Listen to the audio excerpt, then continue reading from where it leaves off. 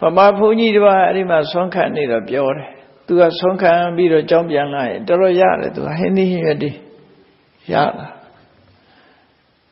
Sire to Lucanushi, Sire Takarangamaria, Kuro Balucino, Lanutubia, so Lanutubia, I go long now. Bandi Lanuto and Bandi long like that.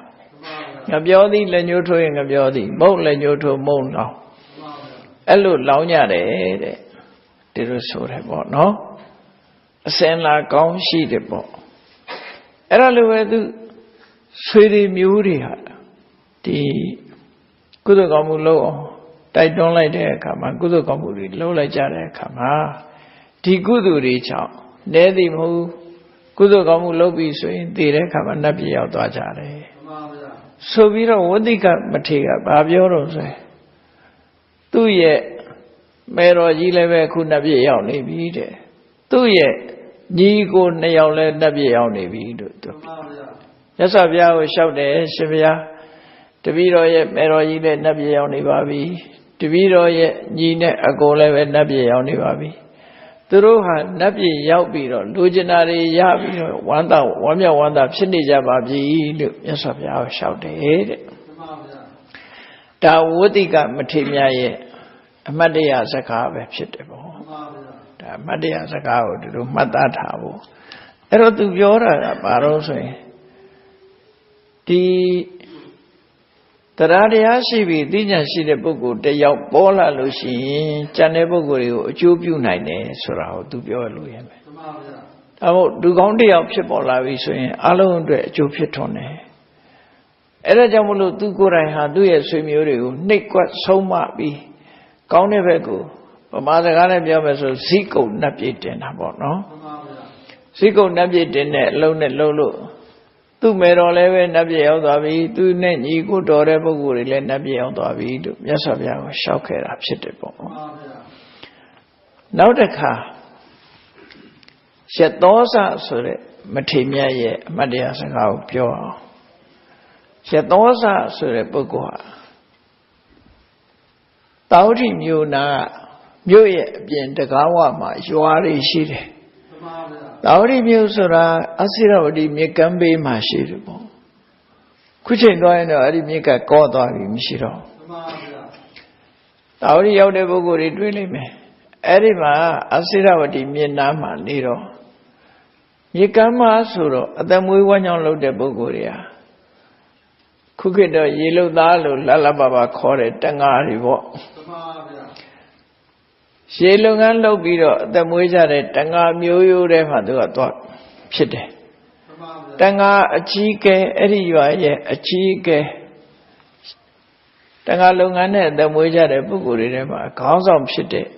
အိမ်မှာသွားပြီးတော့မွေးဖွားတယ်သူနဲ့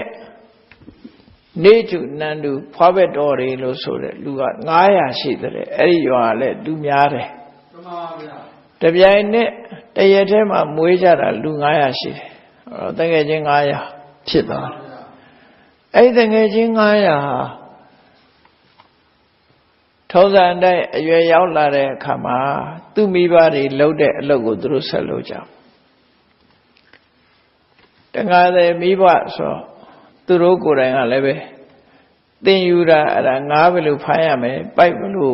ကွန်ကိုဘယ်လိုပြည့်ရမလဲပြည့်ပြီးရင်ငါးမိအောင်ဘယ်လိုဆွဲရမလဲဆိုတာကိုသင်ထားတာဟုတ်မှန်ပါဗျာအဲ့တော့အဲ့ဒီလိုသင်ထားတဲ့အခါမှာသူတို့ကိုယ်တိုင်နော်ကွန်ကိုဖြန့်ကျက်ပြီးတော့ပထမဆုံးနေ့မှာတငယ်ချင်း900ငါးဖမ်းထွက်ကြတယ်ငါးဖမ်းထွက်ကြတယ်အဲ့ဒါလို့ငါးဖမ်းထွက်ပြီးတော့မိဘတွေတင်ထားတဲ့အတိုင်းပဲအဲ့ဒီကုန်းကိုခင်းကမြေထဲမှာပြစ်လိုက်တဲ့အချိန်မှာပထမဆုံးကုန်းပြစ်ပြီးဆွဲလိုက်တဲ့အချိန်မှာငါးကြီးတစ်ကောင်မိတယ်အဲ့ဒီငါးကြီးကထူးထူးဆန်းဆန်းရွှေရောင်တောက်ပြီးဝင်းဝင်းလဲလဲဖြစ်နေရွှေငါးကြီးမိတာတို့ကမင်္ဂလာယူကြတာပေါ့ဒီကလေးတွေကကြည်စမ်းပထမဆုံးနေ့ငါးဖမ်းထွက်တဲ့နေ့မှာရွှေငါးကြီးဖမ်းမိတယ်ရွှေငါးကြီးဖမ်းမိတယ်အုတ်အောင်လည်းဖြစ်ပြီးတော့အဲ့ဒီငါးကြီးကိုဖမ်းပြီးတော့ဘုရင်ကိုသွားဆက်မယ် မတတ်ဘူးအဲ့ဒီငါးကြီးကိုယူသွားတာထူးခြားတဲ့ငါးကြီးရွှေရောင်တောက်နေတဲ့ရွှေငါးကြီးအဲ့ဒီရွှေငါးကြီးကိုလှေထဲမှာထည့်ရေထဲမှာထည့်တာနော်တော်တော်ကြီးတဲ့ပိန်းကောမလို့ဟိုရေကန်လုတ်ပြီးတော့ပေါ့ရေကန်လုတ်ရေထဲထည့်ပြီးတော့ဘယင်းစီယူသွားတာဒီတိုင်းယူသွားရင်လည်းသိမှာဟုတ်နော်အဲ့ဒါကြောင့်ရေကန်နဲ့ထည့်ပြီးတော့တည်သွားတယ်ဘယင်းစီရောက်တဲ့အခါကျတော့ဟာငါးကြီးကထူးဆန်းတယ်ဒီလိုရွှေငါးဆိုတာတစ်ခါမှမတွေ့ဘူးရွှေစင်းကတို့ဝါဝင်းနေတဲ့ငါးကြီးတစ်ခါမှမတွေ့ဘူးဆိုပြီးမြတ်စွာဘုရားစီကိုရှောက်မယ်ဆိုကောသလမင်းကြီးကတည်ခိုင်းတယ်စေတော်အကြောင်းကိုတည်ခိုင်းတယ်တည်ပြီးတော့ဘုရားစီတည်သွားကြတည်သွားတဲ့အခါမှာမြတ်စွာဘုရားကိုမေးတယ်အရှင်ဘုရားတဲ့ဒီတောရိမြို့တကားနာကရွာကတန်ဃာရွာကကလေးတွေဖမ်းလိုက်တာဒီကနေ့ရွှေငါးကြီးရလာတယ်ဒီငါးကြီးကဘာကြောင့်တခြားငါးတွေနဲ့မတူဘဲနဲ့ရွှေရောင်ဖြစ်နေရတယ်လဲရွှေရောင်ဖြစ်ရတယ်လဲပြီးတော့ခန္ဓာကိုယ်ကသာရွှေရောင်ပါးစပ်ဟလိုက်လို့ရှိရင်ပုတ်စော်နမ်းလိုက်တာနော်ပါးစပ်ဟလိုက်လို့ရှိရင်မခံနိုင်တော့အောင်ပုတ်တဲ့အနံ့ကြီးကနမ်းတယ်အဲ့ဒါနဲ့မြတ်စွာဘုရားစီယူသွားတဲ့အခါကျတော့မြတ်စွာဘုရားကတန်ဝေရရစရာကောင်းတယ်အဲ့ဒီမှာဒီငါးကြီးကတခြားမဟုတ်ဘူးတဲ့ကသဗ္ဗဘုရားလက်ထက်တုန်းကကသဗ္ဗဘုရားရဲ့သာသနာတော်မှာသာသနာပေါင်းဝင်ပြီးယဟန်ပြုခဲ့တဲ့ကပိလဆိုတဲ့ယဟန်ဖြစ်ဖူးတယ်တဲ့အဲ့ဒီယဟန်ဘဝမှာမြတ်စွာဘုရားရဲ့တရားတော်တွေကိုဆုံးမသွန်သင်စာပေပို့ချပေးတယ်တရားဟောပြောပေးတယ်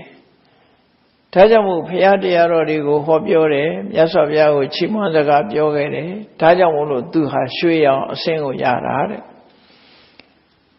သို့တော့နောက်ပိုင်းရောက်တဲ့အခါကျတော့သူကမာနတွေတားကြီးသူ့လောက်ကြံတဲ့ကိုယ်တော်တွေမတတ်ဘူးဆိုပြီးတော့ယဟန်တွေကိုညံ့ရမလားဖြင်းရမလားနော်ညံ့နေဖြင်းနေနဲ့ဆိုပြီးတော့ဆူဆဲပြီးတော့ဒီလောက်အာရသလားတို့အခုလို့ဆူဆဲပြီးပြောဆိုခဲ့တဲ့အတွက်ကြောင့်မလို့သူပါးစပ်ကပုတ်စော်နမ်းနေတာတဲ့